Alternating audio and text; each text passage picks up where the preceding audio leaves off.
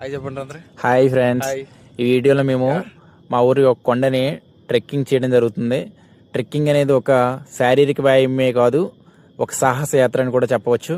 ఎందుకంటే మేము వెళ్తున్న క్రమంలో మాకు దారి ఎలా ఉందో తెలియదు, కొండకి ఎలా దారి ఉందని.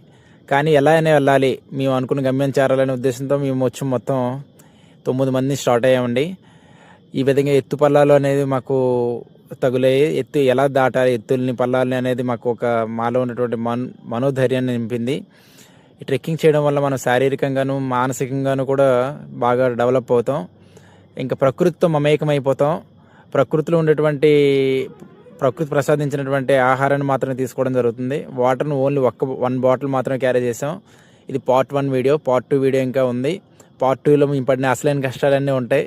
ఎందుకంటే మాకు తెలియకుండా వెళ్ళిపోయాం కదా. అక్కడికి వెళ్ళిన తర్వాత చూసాము, ఓడి అమ్మ ఇదేంద్రబాబు దారి లేదు, ఎలా వెళ్ళాలి కొంచెం కూడా లేదు అని చాలా చూసాం. ఇది పార్ట్. అక్కడ ఆగండి తీసుకెళ్తా.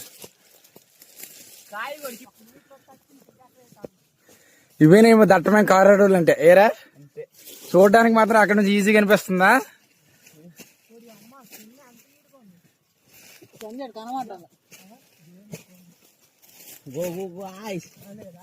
రే జాగ్రత్త జయకృష్ణ, కమాన్ ట్రెక్. చూడు మీద ఏమైనా కనిపిస్తుందా దారి? మొత్తం మన కింద నుంచే వస్తున్నాం దగ్గరకుంటేనే. చాలా ప్రాంతాన్ని కమాన్